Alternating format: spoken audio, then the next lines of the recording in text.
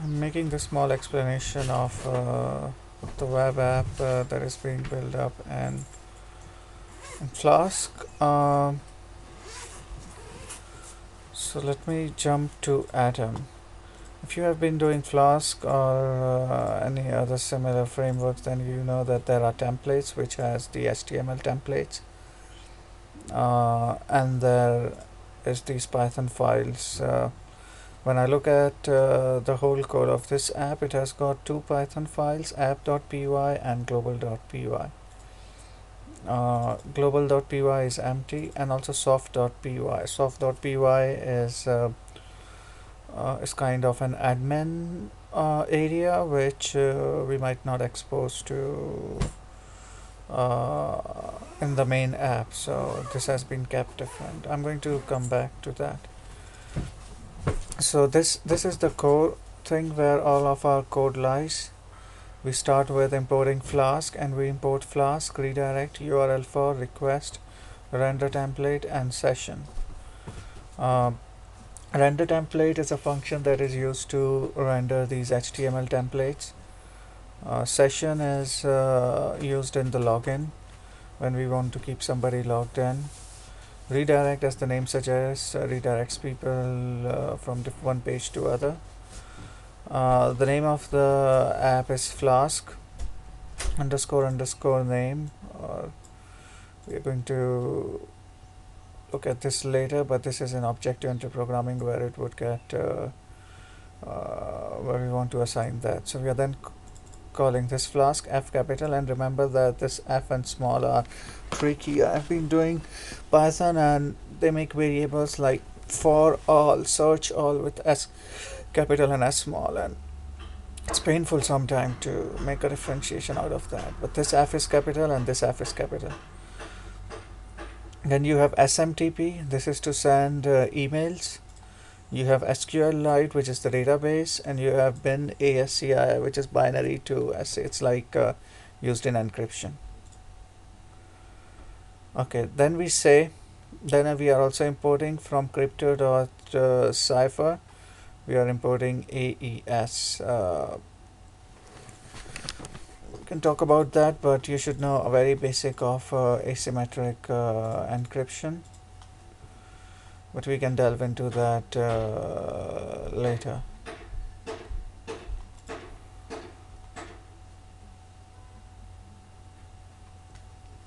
So AES is symmetric cipher, and it's symmetrical encryption. We'll talk about the difference between symmetrical and asymmetrical encryption some different time. Okay, this is our file database.sqlite. If you see on the left, it's stored here. Then you define a global variable, global FID, which is going to be used in all of this app throughout from starting till the end. This is our secret key to access the database if we were to, because we don't want somebody getting our hands on this this database and accessing that. Then we have two functions, encryption and decryption. It's a symmetric function.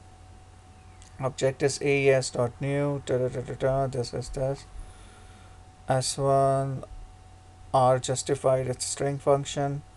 16 comma object encrypt var binary to bthex and return bound.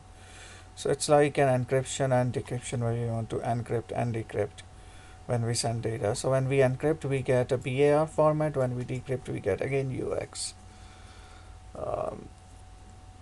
We do some stripping off of things here and there, like commas and everything, if they exist during the password. So, and this all is coming from this AES encryption and decryption. So in the grand scheme of things, when we want to pass data from here one point to the other, we have to encrypt it. So this is the encrypt and the decrypt. So till now we did not talk about any page. We just looked at the library. And we did not do anything yet. Okay, moving ahead. Whenever we want to create a root, or what happens if somebody open the home page, it's the home page by slash, or if somebody opens slash and puts any any string like /xxx, then what would that happen? So if somebody tries to do that, it's going to take him back to the home page. It's going to push in two variables, session equal to session and text equal to name. Let's go and see what's happening inside this home page, because this is going to be rendered when somebody says. Let's see what does rendering mean in terms. So this app is running, and if I were to open it, I have to find out the port. So this app is running on localhost 5000.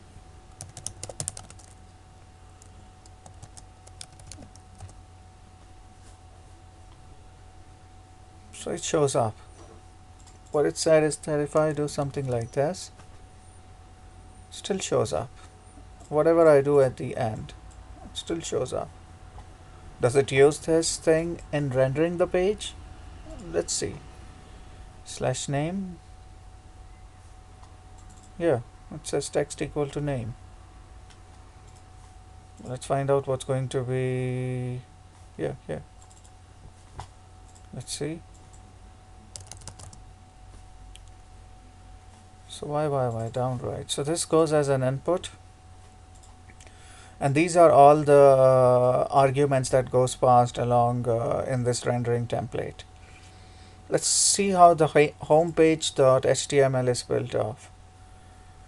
So the homepage has got some style sheets. They have used bootstrap theme in, that's the title. The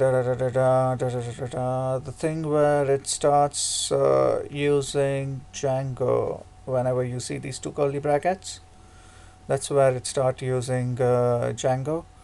So you write these two curly bracket and you write URL underscore for forget password, URL underscore for, and sign up. And this is the link. Let's see if we can make sense here. Forgot password, forgot sign up. So this is the URL. You see here on the down right of my screen here, it shows forget password and forgot sign up. So that is that that URL that is being created. We are going to see if we can search that. So that's the only thing that we are rendered. Yeah, the other thing that we are going to render is when somebody puts in a password. So that would come from group, label for, style, input ID, placeholder. Let's also see if we have a session. We don't have a session here in home page. So the only two buttons are created, this and label for, input ID, that is the password, and let me go back and see what is the other, and the username. So this is the placeholder, username, and placeholder password, and this is the division form group. So this whole acts as one form, and you have the name of the form is form group. This comes from the CSS. Input password, it is the label for here, and username and password, and this academic portal. So these are the two things that are used to render.